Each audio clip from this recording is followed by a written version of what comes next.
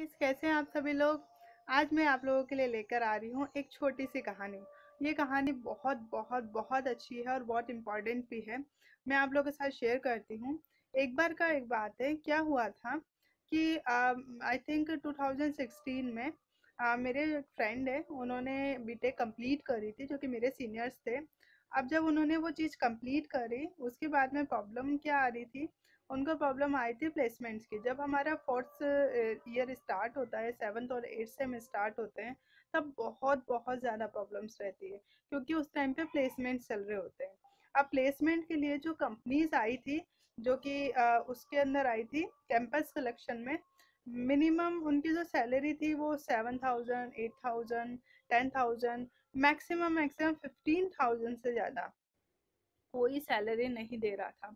उस टाइम पे क्या हुआ कि जब कोई सैलरी नहीं दे रहा था, तो उनके मॉम ने उनको क्लियरली मना कर दिया कि आपको इतनी कम सैलरी में आप डिजर्व नहीं करते हो, इसलिए आपको जॉब नहीं करनी है। अब उनके पास में ऑप्शन था क्या करना है, क्योंकि बीटेक कंप्लीट होनी थी ऑलमोस्ट। बहुत ज़्यादा प्रेशर था कि अब करना क्या है। तो उस केस में उन्होंने क्या डिसीजन लिया, ये बहुत अच्छा डिसीजन था, मुझे काफ़ी अच्छा लगा। आई थिंक आपको भी अच्छा लगेगा। उन्होंने क्या किया, उन्होंने सबसे पहले उनकी जो मॉम थी, उन्होंने कहा कि तुम एक जॉब डिसाइड करो कि तुमको कौन सी जॉब चाहिए, कौन से फील्ड में चाहिए, किस कंपनी में चाहिए और किस पोजीशन पे चाहिए। जब उन्होंने ये चीज़ मतलब बिल्कुल डिसाइड कर ली, क्लियर कर ली, फिर उस चीज़ के बारे में उन्होंने पढ़ना स्टार्ट किया। जैसे कि उनका जो था वो आई थिंक जावा सुपरवाइजर का था, तो उन्होंने उस चीज़ को पढ़ना स्टार्ट किया। उन्होंने इतना पढ़ा उस चीज़ को, इतना पढ़ा, पढ़ते गए, लाइब्रेरी भी वो जाते थे। उसके अलावा उन्होंने काफ़ी सारी बुक्स रीड करी, उससे अलावा उन्होंने प्रैक्टिकल किया, और इंटरनेट पे काफ़ी रिसर्च करी। जैसे वो पर डे का आते थे, जैसे मान लो मॉर्निंग में वो गए और इवनिंग में वो 7 o'clock वापस आए। जब वो वापस आते थे, उनकी मॉम पूछती थी आज क्या क्या किया, पूरा लिस्ट बनाती थी, एक चार्ट बना लेती थी। ठीक है। उस चार्ट के अंदर उन्होंने सारी चीज़ें मेंशन करी पर डे का, कि आज ये वाला टॉपिक हुआ, इस टॉपिक में ये चीज़ हुई। बिल्कुल छोटा छोटा छोटा छोटा उसमें वो नोट डाउन कर लेती थी। अब हुआ क्या, इससे 6 महीने तक कोई फर्क नहीं पड़ा। जबकि उनके जो साथी थे, उन लोगों ने क्या किया, उन लोगों ने जॉब करना स्टार्ट किया। स्टार्टिंग किसी ने 7 से करी, किसी ने 10 से करी, किसी ने 15 से भी करी। जब उन्होंने जॉब करना स्टार्ट किया, तो उनके साथी उनको यही बोलते थे, तू क्या करता है, तू अपने मम्मी के पल्ले से रहता है।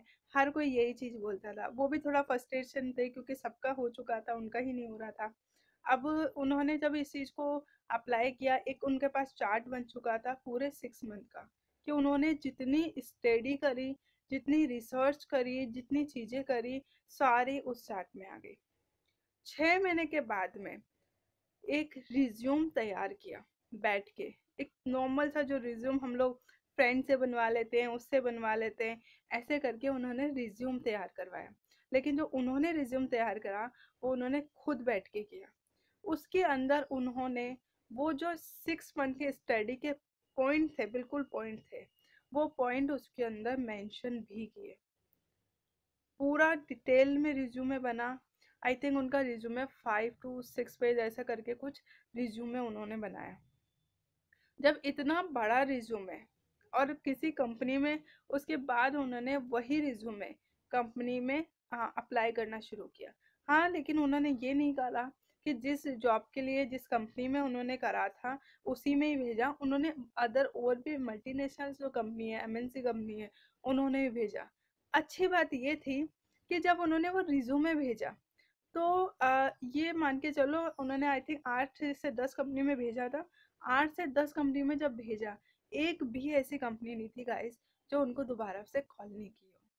सारी कंपनियों ने उनके पास कॉल किया, उनको इंटरव्यू के लिए बुलाया। वो इंटरव्यू पर गए, उन्होंने इंटरव्यू फेस किया। पर इंटरव्यू में उनसे बहुत नॉर्मल क्वेश्चंस थे, कोई क्वेश्चन उनसे ज़्यादा नहीं पूछे गए थे, बिकॉज ऑफ उनका जो रिज्यूमे है वो बोल रहा था, ना कि उनका जो वो वर्बल बोलते वो बोलता।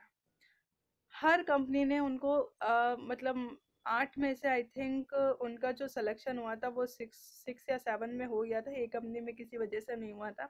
जब 7 कंपनी में सिलेक्शन था, उसमें से उनको अच्छी बात ये थी कि उन्होंने चूज़ किया कि मुझे पर्टिकुलर इस कंपनी में जाना है बिकॉज ऑफ इसकी सैलरी अच्छी है, इसमें मेरा फ्यूचर अच्छा है, ये मल्टीनेशनल कंपनी है। उसके बाद में उन्होंने आगे अपना प्रोसेस स्टार्ट किया, मतलब वहाँ पे गए, वहाँ ज्वाइनिंग करी, फिर उन्होंने किया। आज पता है वो उनकी सैलरी कितनी है? 2.5 लाख रुपए पर मंथ है गाइस। सोच सकते हैं आप? नहीं सोच सकते ना। आज वही दोस्त जो उनको कहते थे आप मम्मी के पीछे रहते हो, वो लोगों बिल्कुल चुप हो गए हैं और आज उनकी तारीफ करते हैं कि तूने सही डिसीजन लिया, हमने गलत डिसीजन लिया। इसलिए लाइफ में ना ब्रेक बहुत जरूरी है। पहले ठीक है आपको सक्सेस होना है, आप देखो मुझे कहाँ जाना है, ब्रेक लो, सोचो समझो, फिर अपना डिसीजन लो कि हाँ अब मुझे क्या करना है, ना कि एकदम फटाफट करा। ये एक स्टोरी थी, आप इस स्टोरी से आई थिंक इंस्पायर हुए होंगे। Thank you guys, thank you so much. मैं ऐसी वीडियो और लाती रहूंगी। Bye bye, love you.